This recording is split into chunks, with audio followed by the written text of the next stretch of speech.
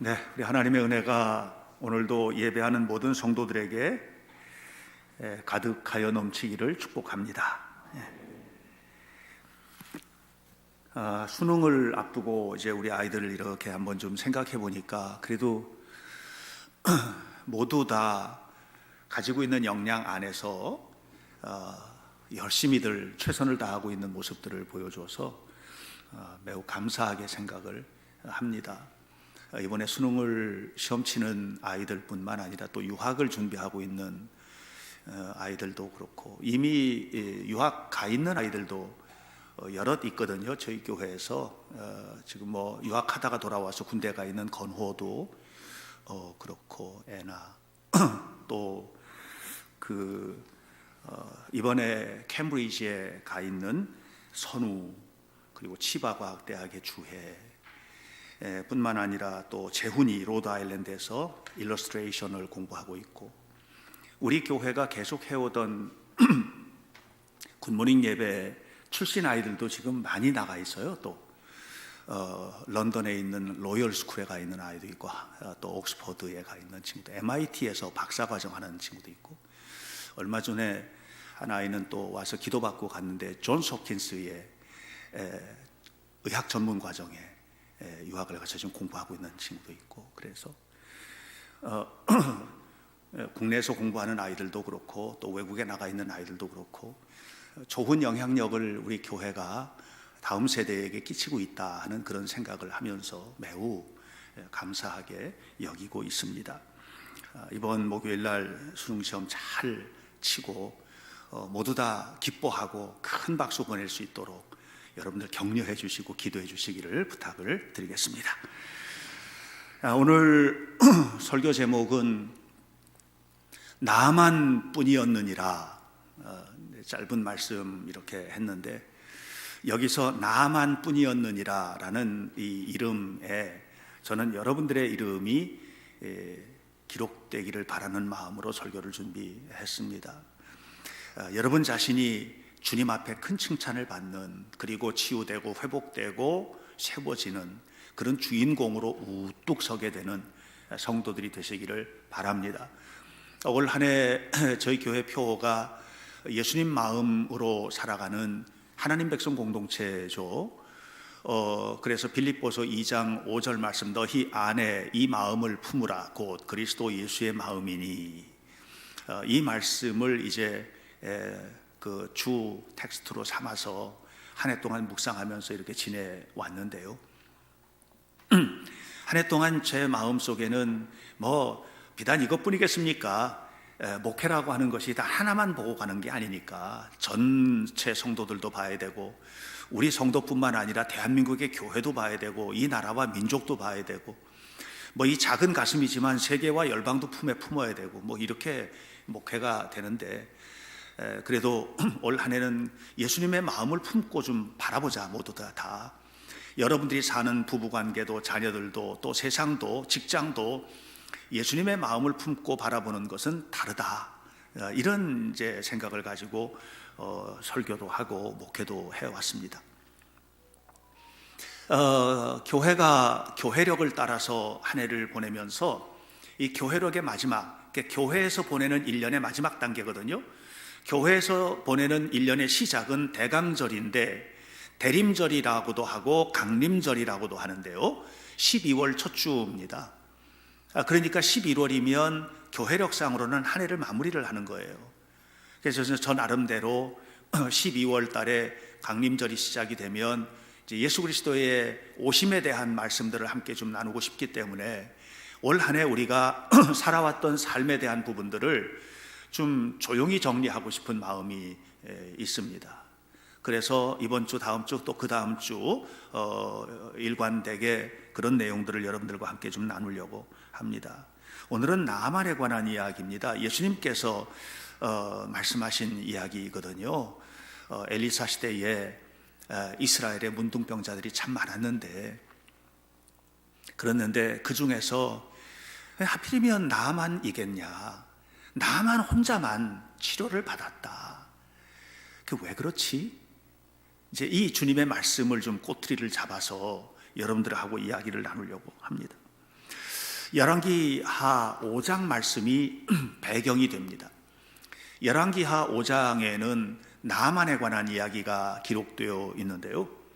그 사람은 아람이라는 이스라엘의 바로 북쪽 지역에 있는 강력한 국가였는데, 이 아람 제국의 그 아주 유명한 장군이었습니다.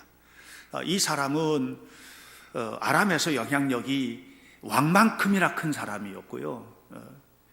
뭐 흔히 하는 말로 우리나라 대통령 이름은 몰라도 삼성 이름은 안다고 하는 식으로 외국에 가면 대한민국은 몰라도 그 회사 이름은 안다고 하잖아요. 그 정도로 아마 나아만 장군은 아람 땅에서 영향력 있는 인물이었을 것입니다.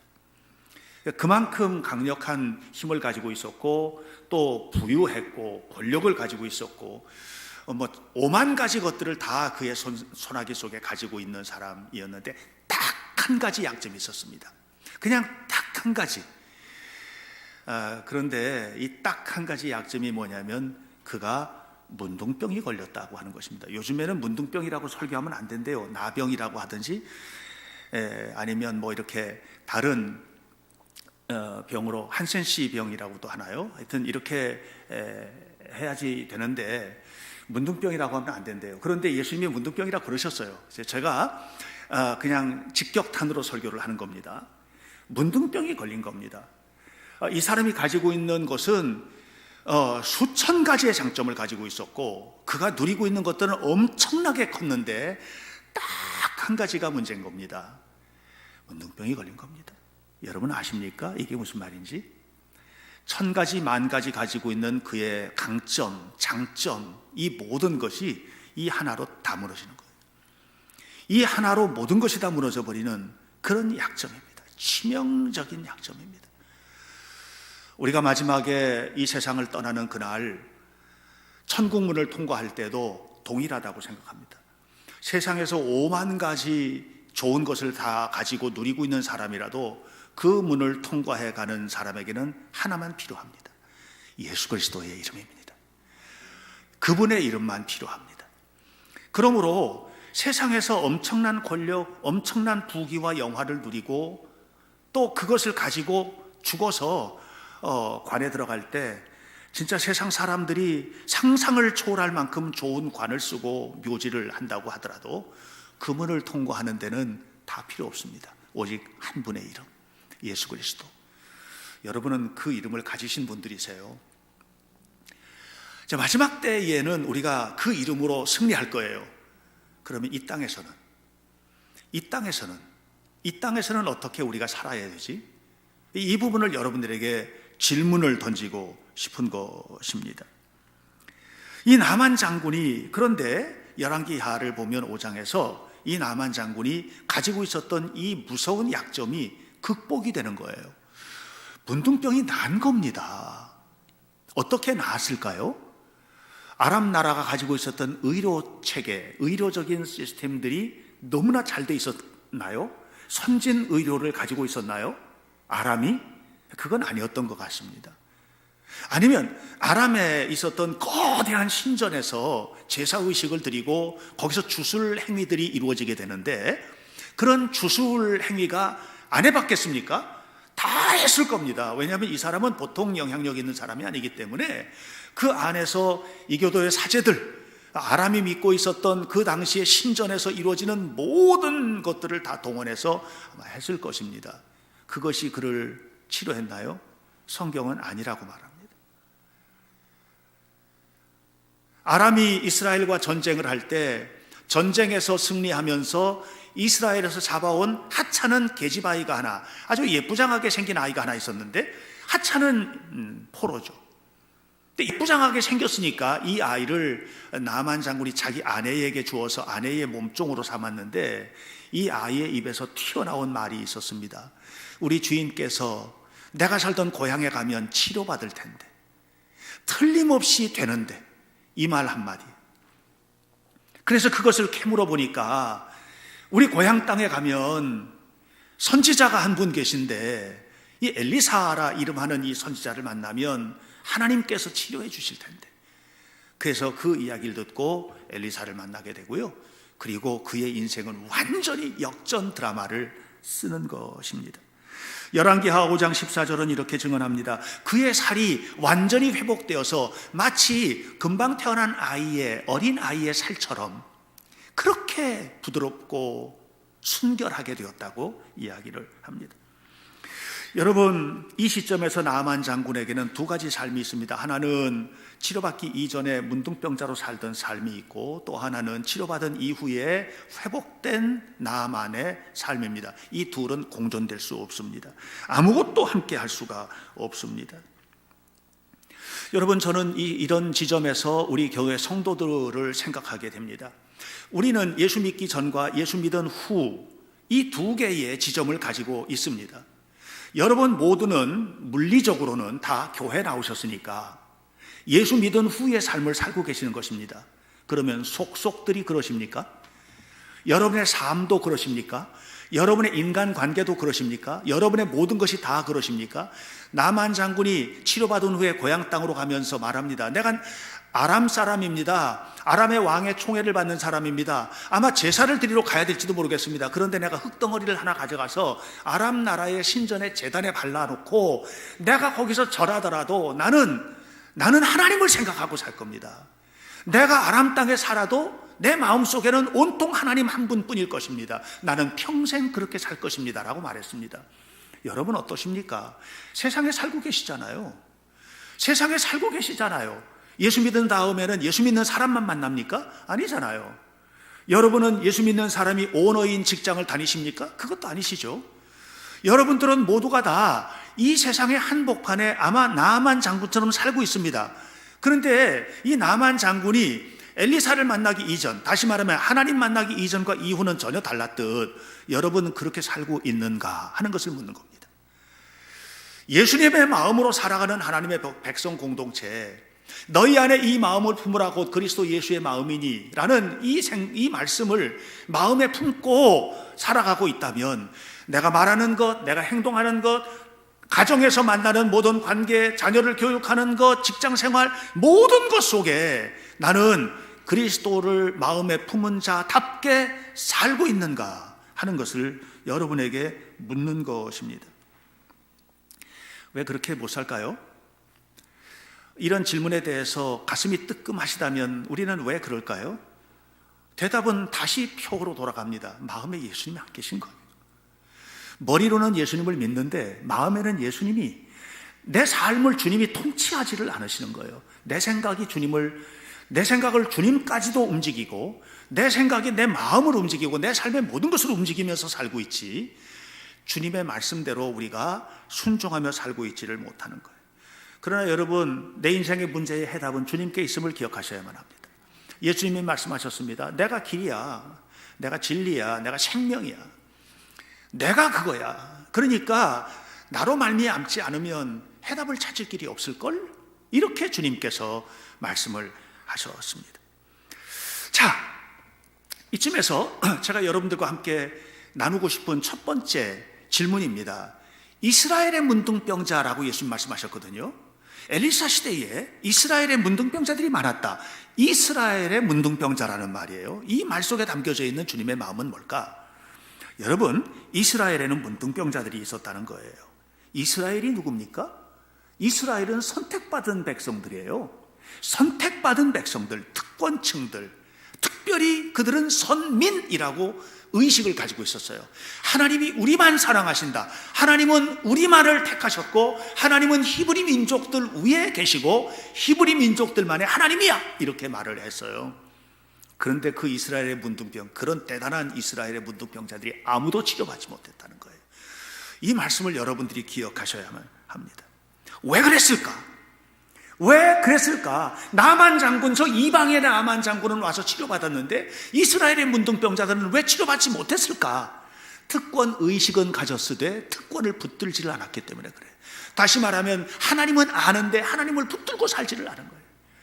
하나님을 알고 있어요. 너무 잘 알고 있어요. 그런데 하나님을 붙들고 살아야죠. 예. 하나님을 붙들고 하나님 앞에 살아야 되는 거 아닙니까? 우리 여러분들은 누굽니까? 그리스도인이죠. 그리스도인이 누굽니까? 예수님을 믿는 사람들이에요. 예수가 전부인 사람들이에요. 정말이십니까? 여러분의 삶에 예수가 전부이십니까? 정말로 예수님이 여러분의 삶의 모든 것이 되시고 이끌어 가신다고 믿으십니까? 머리로는 믿는데 행동으로 옮기고 계신지를 질문하고 있는 것입니다. 그래서 예수님께서는 마태복음 19장 30절에서 이런 말씀을 하셨습니다. 먼저 된 자로서 나중된 자도 있고, 오래 믿는다고 되는 게 아니다 이 말이에요. 먼저 된 자로서 나중된 자도 있고, 나중되었지만 먼저 가는 사람보다 훨씬 더 많은 것을 누리고 뛰어가는 사람도 있다. 먼저 된 사람은 누굽니까? 저 먼저 됐죠. 저 평생을 목사로 살았으니까. 장로, 먼저 된 사람들이에요. 그러니까 장로인 겁니다. 우리 교회에 개척돼서부터 신앙생활하고 이렇게 지내온 사람들도 있을 겁니다. 아마 모태중에서부터 예수 믿고 먼저 된 사람들 많을 겁니다. 진짜 먼저 되셨습니까? 연륜만 깊어지셨습니까? 이것을 주님이 지금 묻는 겁니다. 오늘 우리가 예수님을 믿는다는 것은 먼저 된 것을 자랑하는 것이 아닙니다. 정말 주님을 믿고 주님 말씀처럼 나중에 믿었지만 먼저 뛰어가고 앞서가고 하나님의 영광을 누리고 하나님의 축복을 누리고 하나님의 은혜 속에서 살아가는 이 삶을 우리는 과연 살고 있는가 하는 것을 주님은 지금 말씀을 하시는 것입니다. 우리에게는 필요한 것이 있습니다. 우리 모두가 다 필요한 게 있습니다. 저도 있고 여러분도 있을 것입니다. 여러분의 개인적으로도 필요한 게 있고 가정적으로도 필요한 것이, 경제적으로도 필요한 것이 있을 것이고, 사회적인 지위나 뭐 이런 직장생활 하다 보면은 굉장히 많은 것들이 또 있고, 지식도 필요한 것들이 있고, 우리에게는 필요한 것들이 많이 있지 않습니까? 절대적으로 필요한 것이 있지 않습니까? 현실적으로 우리에게는 필요한 것들이 당연히 있습니다. 질문합니다. 주님이 그 모든 것을 주실 줄 믿으십니까? 그래서 두 번째 질문을 여러분들에게 던집니다. 복음은 과연, 예수님은 과연 우리의 필요에 대한 충분 조건인가? 내가 필요한 것들을 충분히 다 주님은 나에게 채워주실 수 있는가? 이것을 여러분은 믿고 계시는지를 질문합니다. 그 출발점에서 저는 십자가를 생각하게 됩니다. 이사야서를 보면 이사야서 44장 22절에 이런 얘기가 나옵니다. 예수 그리스도에 대해서 예언하면서 우리의 빽빽한 구름 같은 죄가 그 구름이 사라짐처럼 사라지게 될 것이다. 하늘이 빽빽하게 구름이 찼는데 이게 완전히 사라지고 청명한 하늘이 나타나는 것처럼 그렇게 우리의 죄가 사라질 것이다 그랬습니다. 죄뿐입니까? 빽빽한 구름 같은 근심 없으세요? 빽빽한 구름 같은 고통 없으세요? 빽빽한 구름 같은 미래에 대한 불투명한 것 없으세요? 빽빽한 구름 같은 염려, 내가 삶을 살아가면서 내 마음을 가득 채우고 있는 것이 예수님입니까? 아니면 빽빽한 구름 같은 세상적인 것들입니까? 우리 그런 것들을 가지고 있지 않습니까? 주님이 그걸 치워주시겠다. 한 번은 제가 우리 아래층에 1층에 그 성가대실 찬양의 향기에 들어갔는데 학생들이 거기서 칠판에다가 뭐 계산도 하고 뭐 이런 것 여러 가지 쓰고 또 지우고 막 이러더라고요. 그래서 제가 들어가서 얘들아, 우리 주님께서 우리의 죄를 다 용서해 주시는 것을 믿니?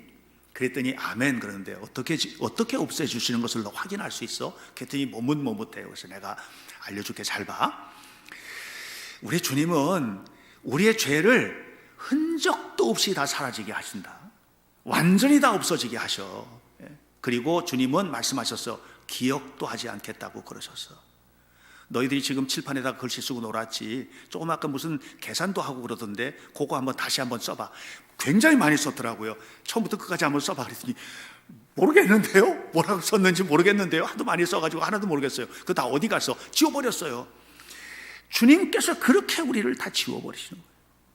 우리의 삶에 있는 모든 것들을 다 지워버리시는 거예요. 그리고 적어도 주님은 기억도 하지 않겠다고 이렇게 말씀을 하셔요.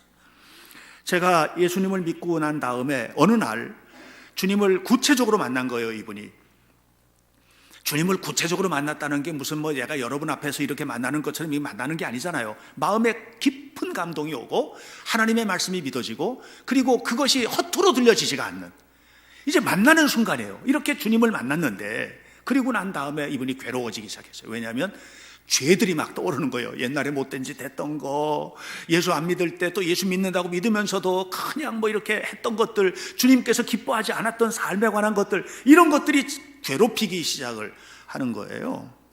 어느 날 대화를 나누다가 자연스럽게 툭 튀어나와서 제가 그랬어요.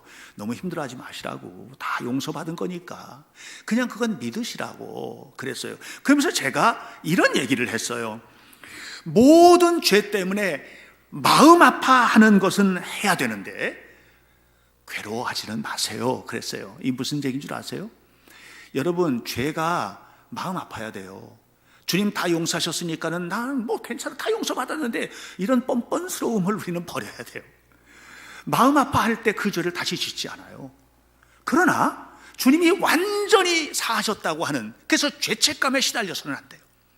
그 죄 때문에 마음 아파하면서 다시는 그 죄를 짓지 말아야 되겠다라고 하는 이런 하나님의 말씀 앞에서 서야 되는데, 죄책감 때문에, 이 죄책감의 문제 때문에 시달리면서 밤잠을 못 이루는 고통을 버려라. 우리 주님은 다 용서하셨기 때문에 이런 얘기를 나누었습니다. 우리가 가지고 있는 수많은 죄들, 우리가 가지고 있는 모든 수많은 아픔들, 좌절감들, 그 위에 주님이 십자가가 세워졌다는 것을 잊지 마시기를 바랍니다. 그것을 예수님의 땀으로, 피로, 그가 찢겨진 살로 다 덮어버렸습니다. 흔적도 없이 사라지도록 주님께서 하셨음을 기억하시기를 바랍니다. 그 주님께서 우리에게 말씀하십니다. 내가 항상 너희와 함께 있으리라. 마태복음 28장 20절의 말씀이에요. 내가 항상 너와 함께 있겠다. 이게 주님의 말씀이에요. 천지를 창조하신 주님께서, 모든 것을 나에게 허락하시는 그 주님께서 내가 너와 함께 있겠다는 거예요. 제가 어느 책을 읽다가 스코틀랜드의 한 영주에 관한 이야기를 제가 읽은 적이 있어요. 이 영주가 집에서 평생 동안 자기 이제 장원에서, 그러니까 영주의 영역에서 함께 일을 하던 농부가 있었는데, 그 농부가 이제 나이를 먹고 늙어가고 이렇게 하는데 선물을 하고 싶은 거예요. 그래서 영주가 저쪽에 있는 저 집과 딸린 농토를 당신에게 다 드릴 테니까 거기에서 이제 편안하게 살면서 가족들과 함께 사시라고, 노후를 행복하게 지내라고 이렇게 한 거예요. 그랬더니 이 농부가 영주에게 말을 합니다. 땅하고 집은 좋은데 심을 씨앗도 없고 키울 가축도 없고 뭘 어떻게, 저는 그냥 이대로 사는 게 훨씬 좋습니다. 그랬더니 영주가 이렇게 말했습니다. 내가 있잖아. 내가 있잖아. 무슨 얘기예요?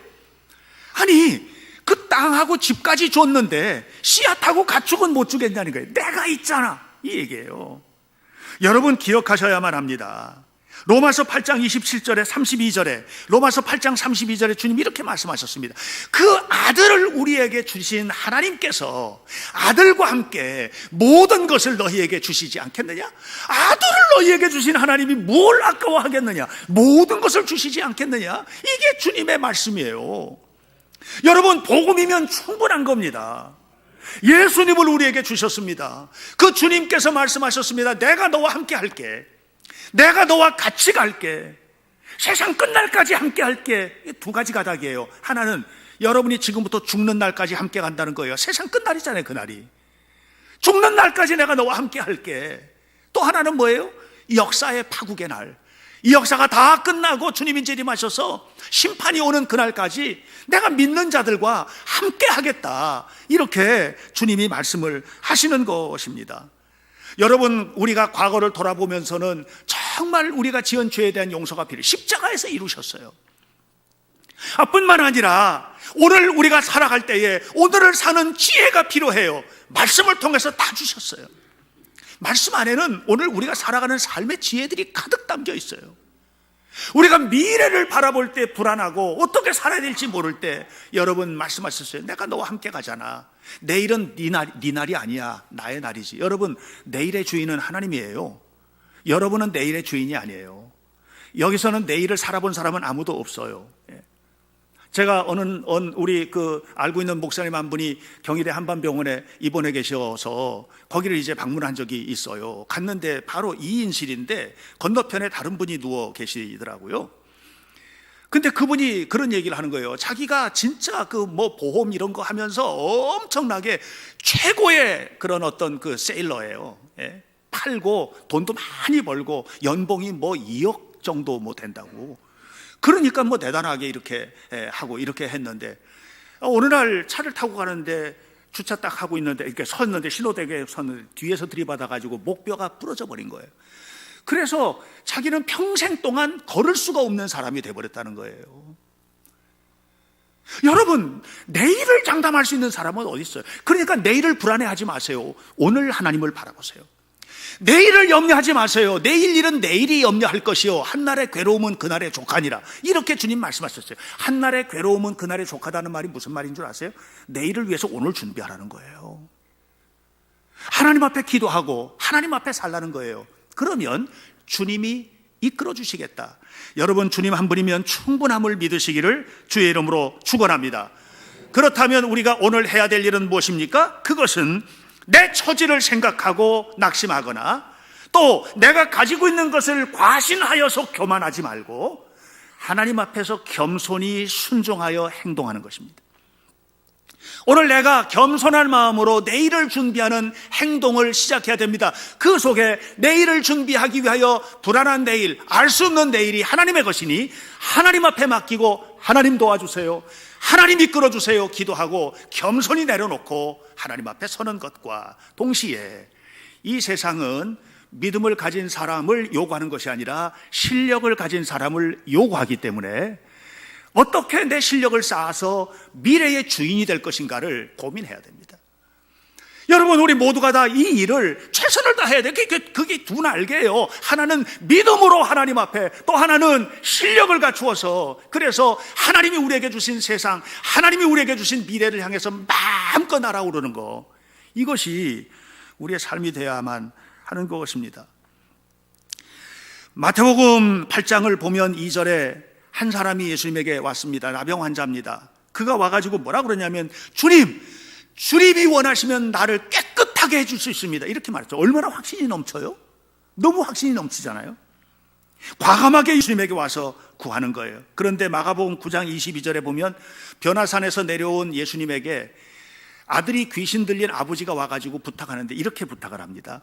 주님, 혹시 이 아이를 고쳐줄 수 있는 능력이 요만큼이라도 있으면 좀 고쳐주세요. 할 수 있으면 좀 고쳐주세요. 이렇게 얘기해요. 자, 한 사람은 주님은 하실 수 있습니다, 주님께서 주세요. 또 한 사람은 혹시 하실 수 있으면 좀 도와주실래요? 여러분 같으면 누구를 도와주겠어요? 여러분 같으면 누구를 도와주겠어요? 당연히 확신에 잡혀서 나에게 와서 부탁하는 사람 도와주겠죠. 근데 주님의 생각은 좀 달랐어요. 그에게 온 모든 사람을 도와줬어요. 주님에게 온 모든 사람을 붙들어 주셨어요. 네가 믿음이 얼마나 크냐, 네가 믿음이 얼마나 작으냐, 이건 주님에게 중요한 문제가 아니에요. 주님에게 다가온 것이 중요해요. 주님에게 와서 주님의 손을 붙든 것이 중요해요. 주님은 어느 누구도 여러분 주님 앞에 나와서 하나님 앞에 맡기는 순간 주님은 이미 우리를 지혜롭게 또는 손을 붙들고 능력으로 우리의 삶을 이끌어 가기 시작하신다는 사실을 기억하시기를 바랍니다. 그런데 나아만은 하마터면 문둥병을 고침받지 못할 뻔했습니다. 왠 줄 아십니까? 두 가지 때문인데, 하나는 나아만의 생각입니다. 엘리사가 와가지고 나아만 장군이 왔다는 소식을 듣고 엘리사가 자기 종을 보냅니다. 가서 요단강물에 씻으라고 그래, 몸을 7번 씻으면 나을 거야, 씻으라고 그래, 이렇게 얘기를 했습니다. 그런데 이게 나아만 장군의 생각하고는 다른 거예요. 나아만 장군은 엘리사가 직접 와가지고 환대하고 자기를 집으로 모셔드리고, 그래서 그 속에서 뭔가 영적인 어떤 퍼포먼스를 해서 할 줄 알았거든요. 근데 종놈 따위를 보내가지고 가서 뭐 하라고? 이게 자기 생각하고 다른 거예요. 내 생각에는 이거 아닌데. 두 번째, 방법이 문제예요. 방법이. 요단강물에 씻으라고? 우리 아랍 나라에 가면 요단강물보다 훨씬 좋은 강물이 얼마나 많은데 요단강물에 씻으라고? 요단강에 씻으면 그러면 낫는다고? 뭐 이딴 방법이 다 있어? 이게 이상하잖아. 그러니까 이 두 가지가 결국은 어디서부터 온 거예요? 나의 가슴에서 나온 거거든요. 여러분 삶의 결과가 어디서부터 오는 줄 아세요? 하나님께서 주신 게 아니에요. 여러분 가슴 속에서 나온 거예요. 여러분이 결심하고 여러분이 결정하고 여러분이 걸어온 삶을 지금 받아놓고 계시는 거예요. 달라지기 원하십니까? 마음을 바꾸세요. 내 생각에는을 포기하세요. 내 방법을 포기하세요. 주님의 생각과 주님의 방법을 따라가세요. 하나님 앞에 전적으로 매달리세요. 기도하세요. 뜨겁게 하나님 앞에 헌신하세요. 뜨겁게. 하나님이 열어주실 거예요. 나중에 출발해도 중요하지 않아요. 주님은 능력이 많으신 하나님이시기 때문에 나중된 자를 앞에 갖다 놓으실 거예요. 그러므로 여러분, 우리는 하나님 앞에 서야 돼요. 왜? 그분이면 충분해요. 예수님이 길이라고 말씀하셨어요. 예수님이면 충분한 겁니다. 그분 안에는 모든 것이 있어요. 그래서 복음인 겁니다. 복음이에요. 복음이 뭡니까? 그것은 복된 소식인 것입니다. 당시 이스라엘에는 정말 많은 문둥병자가 있었습니다. 우리나라에도 옛날에 문둥병자들 정말 많았습니다. 여러분, 벤허라는 영화를 보면 얼마나 많은 문둥병자들이 있었는지를 아시잖아요. 그렇게 많은 문둥병자들이 있었습니다. 근데 이스라엘 사람들은 아무도 고침받지 못하고 저 아람 사람 나아만 한 사람이 나아만 뿐이었느니라. 저는 이 나아만 뿐이었느니라의 나아만이라는 글씨를 걷어내리고 여러분의 이름이 거기에 올라가기를 원하는 거예요. 여러분의 이름이 거기에 올라가기를 원하는 거예요.